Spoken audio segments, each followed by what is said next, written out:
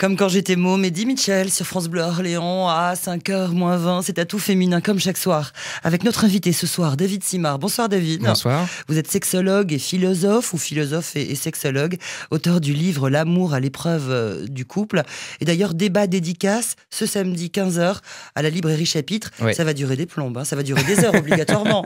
Ça dure toute une vie. Au bout d'un moment, la librairie ferme, donc... Rentrez chez vous, s'il vous plaît.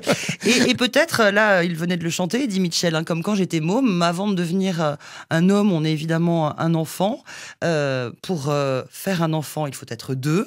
C'est le début de l'amour dans un couple, évidemment.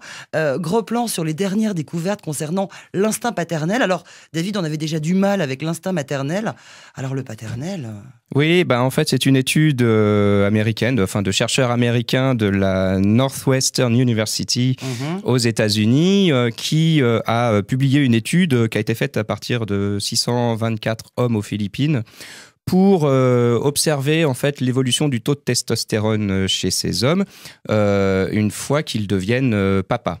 Et donc, ils ont observé une baisse du taux de testostérone une fois qu'ils sont devenus papas. Et ce qui, moi, je trouve pose problème, ce sont les conclusions qu'ils en tirent, c'est-à-dire l'idée qu'il y aurait une espèce de programmation dans la nature, parce que c'est ça que veut dire instinct, une programmation dans la nature qui ferait que pour que les hommes s'occupent de leurs enfants, il y aurait une baisse de testostérone pour qu'ils pensent moins à leur vie sexuelle. Qu'ils pensent moins à leur vie sexuelle, voilà, pendant cette période-là, pourquoi pas en tirer effectivement la conclusion qu'ils deviennent pères et qu'ils aient cet instinct naturel pour aller vers l'enfant, c'est autre chose quand même.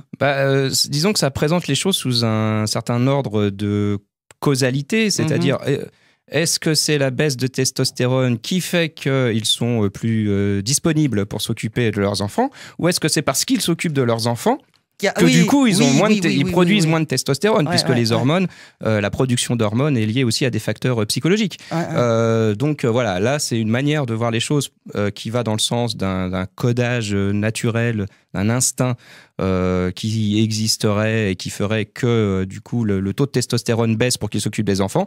On peut aussi dire que leur taux de testostérone baisse parce qu'ils s'occupent des enfants. Couvade, prise de poids, ça on connaît, c'est vrai là aussi. La prise de poids d'un père, d'un futur père pendant la grossesse de sa femme, c'est peut-être une manière aussi à lui de devenir père ou de devenir mère, si j'ose dire. Ça arrive chez certains hommes, c'est pas universel.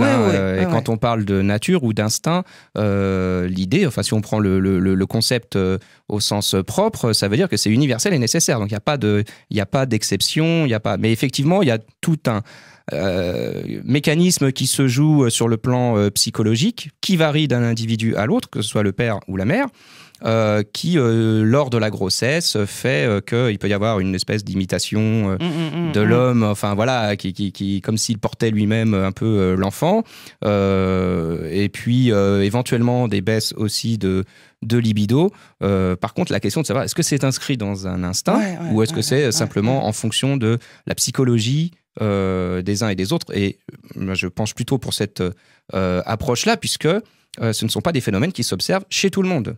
Or, s'il y a un instinct, c'est censé s'observer chez tout le monde. L'importance du rôle de la mère dans l'instinct paternel, il existe vraiment, il est palpable, on peut le quantifier, on peut l'analyser. Il y a un rôle important de la mère pour la place qu'occupe le père.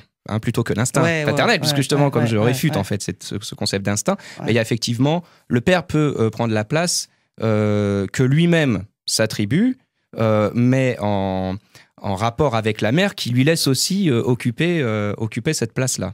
Et ça a changé au fil du temps, l'amour à l'épreuve du couple. Là, j'imagine, évidemment, ça fait partie de vos sujets de pensée. Oui, c'est-à-dire que la place d'un enfant vient modifier de toute façon la vie du couple.